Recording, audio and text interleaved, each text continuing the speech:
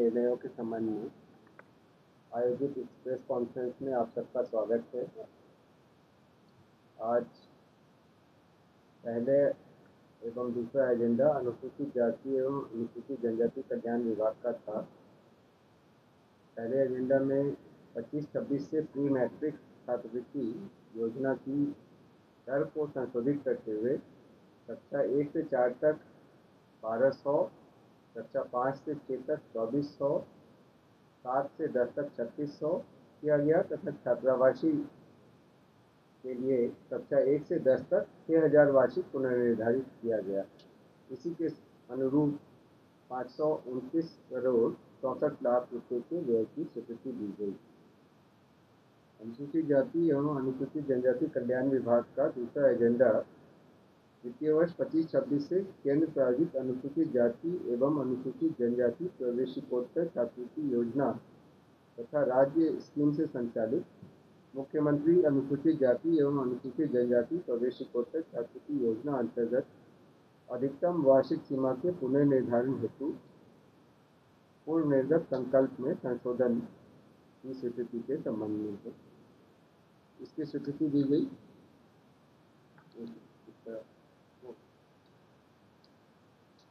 पूर्व में यह अधिसीमा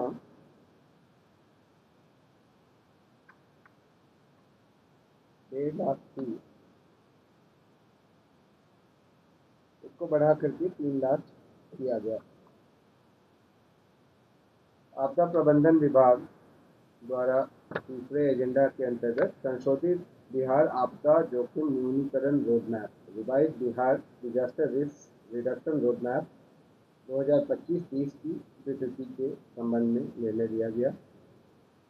चौथा एजेंडा था उच्च शिक्षा विभाग का भारत रत्न उस्ताद बिस्मिल्लाह खां के नाम पर बक्सर जिले के डुमरांव में संगीत महाविद्यालय की स्थापना हेतु 87 करोड़ 81 लाख 43 हजार रुपये की योजना की प्रशासनिक स्वीकृति दी गई।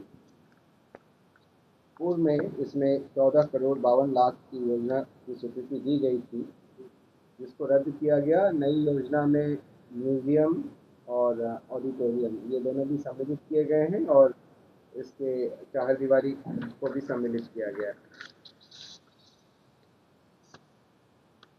पांचवा एजेंडा उच्च शिक्षा विभाग का था, जिसके अंतर्गत नव गठित उच्च शिक्षा विभाग के कार्यों के संपादन हेतु 161 पदों का सृजन तथा उच्च शिक्षा निदेशालय के कार्यबल को वर्तमान स्वरूप में उच्च शिक्षा विभाग में अंगीकृत करने की स्वीकृति दी गई।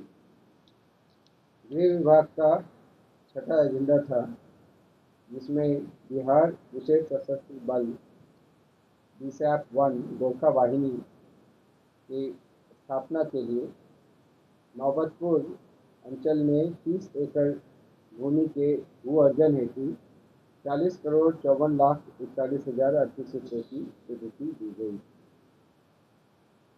गृह विभाग का ही अगला एजेंडा था, जिसके अंतर्गत बिहार पुलिस के अंतर्गत गठित स्पेशल ऑक्सिलियरी पुलिस SAP को वर्धित मानदेय का भुगतान करने तथा वर्तमान में कार्यरत SAP जवान के अनुबंध विस्तारीकरण सहित वित्तीय वर्ष 26-27 हेतु 17,000 पदों पर भारतीय सेना के सेवानिवृत्त सैनिक एक्स-आर्मीमैन तथा केंद्रीय सशस्त्र पुलिस बल के सेवानिवृत्त अर्धसैनिक बल को SAP बल के रूप में अनुबंध पर नियोजित करने की स्वीकृति दी गई।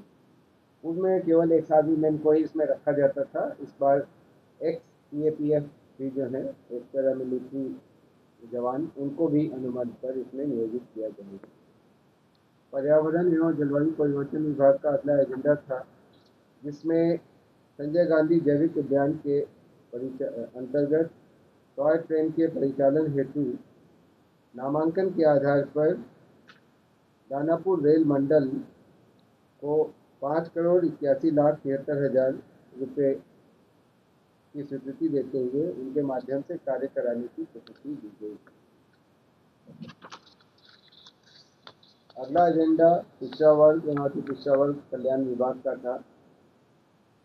वर्ष 25-26 से मुख्यमंत्री पिछड़ा वर्ग एवं अत्यंत पिछड़ा वर्ग छात्रावास अनुदान योजना के अंतर्गत निर्धारित छात्रावास अनुदान की दर 1000 रुपये प्रति छात्र प्रति माह को संशोधित करते हुए 2,000 रुपये प्रति छात्र प्रति माह पुनर्निर्धारित किए जाने हेतु एवं इसके लिए 19,56,00,000 के वार्षिक व्यय की स्वीकृति दी गई।